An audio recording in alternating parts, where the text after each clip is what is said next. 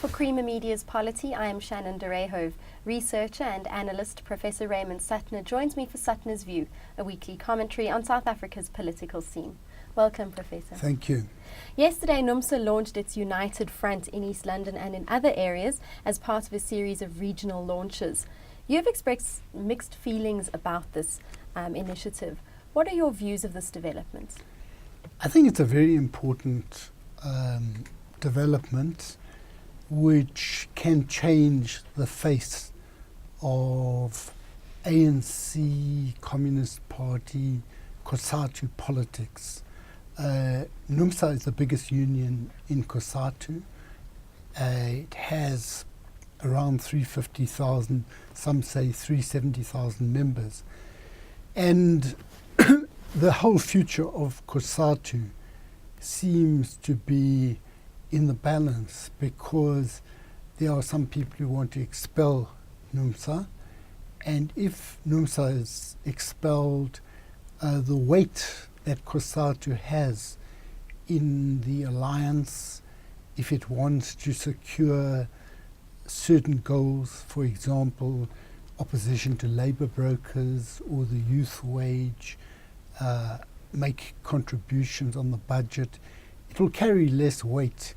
If Numsa goes, it's possible that other unions will follow them, but also even within the unions that will not support Numsa at the Central Executive Committee or at the National Office Bearers meetings, there will be some within those unions who support Numsa. And so it has implications for COSATU as a giant federation which has been limping along in the last year with the suspension of Vavi, amongst other things. But it also has implications for the ANC because the decision which was a significant warning shot across the bow to the ANC in December last year at their Special National Congress, when they decided not to support the ANC in the elections, not to give funding and not to campaign for the ANC, was an important decision in the sense that, again, this meant a lot of money, but it also meant possibly less support for the ANC. I say possibly because it's not clear whether that decision filtered down to the members, many of whom may well still have voted for the ANC. And Numsa itself recognizes that even if it takes a decision like that as a major union, it doesn't mean that every one of its members will follow by not voting for the ANC. So it's a very important development, but it's not clear what is the relationship between forming a united front and a political party. Is the main goal to set up a new political party, a workers' party, and is the United Front in the eyes of many, if not most, of the leadership really just a stepping stone towards that? Or is the United Front important in its own right? Now, that's not been made clear because a lot of people are talking a lot about the left having been sold out by the Communist Party and things like that, and that they need a left party to represent them. But there is also an argument for a united front, which I myself have advanced, because of the need which is felt by a wide range of people who are not necessarily members of the organized working class, who want clean government, who want to realize the goals of the Freedom Charter and a number of other things. Now, the consultations and the launches that took place this week from the Numsa website, it does seem that there were 3 or 4 places where this happened, and the week before there were other launches. But those seem to be in communities, and it seems to me that there is a tension between the goal of a united front and the goal of a workers' party, which will replace, in the eyes of some, the Communist Party. Now, this has been around for a long time, this idea, but it's not clear what their relationship is.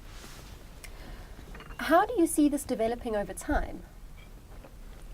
You see, there are a number of things that are unclear now. If they are forming a united front, and I have no reason to doubt that they did carry out consultations in good faith in various communities. But what are the components of this united front? In some of the discussions, they refer to NGOs and other organizations. Now, an NGO does not have a membership in the same way as a social movement, like the TAC, Student Action Campaign, had members. The Abakhlali has members. It's not part of these consultations from what I can see, Abakhlali. A union knows very well that there's a difference between someone who represents members and someone who represents their jacket. Now, I'm not devaluing the importance of NGOs, but you have to draw a distinction between being an NGO who may assist a social movement, as many do, but is not actually a representative body. And I think it raises other important questions. If you have access to funds as an NGO or as some other funding agency,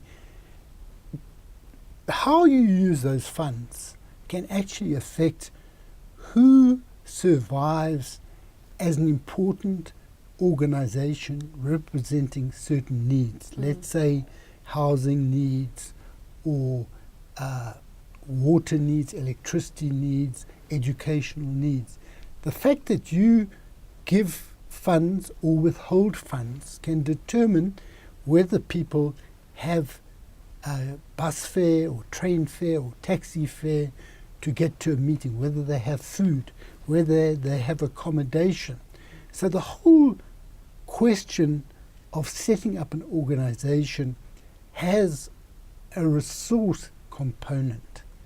We know this from the 1980s, that there were people who had access to funds, and they were able, through the use of those funds, to assist some organizations and to create a loyalty to themselves as the dispersers of funds, and to actually influence the political orientation of the organization. So what I'm saying is people with skills, people with funds that are needed by potential social movements have the power to determine what organizations survive and what organizations can conceivably be part of a united front.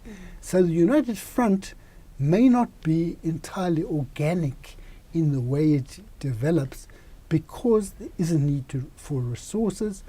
And some of the statements in the Daily Dispatch you have, for example, Janet Cherry quoted there as an activist and an academic, but referring only to NGOs, not to organizations. Now, we need to interrogate what is the place of unelected organizations, NGOs, as well as some left organizations and other think tanks and what have you, in relation to those who represent communities. So only once this is clarified can we see whether the United Front, which is being propagated by Numsa, will actually meet needs. Now, I believe there is a need for a united front that can bring together a range of people who want clean government, who want legality, constitutionalism, and transformative goals being realized in accordance with the resources that are actually there, but are often misused. Thank you for your insight. Thank you. That was Professor Raymond Suttner speaking to Creamer Media's Polity about Numsa's United Front.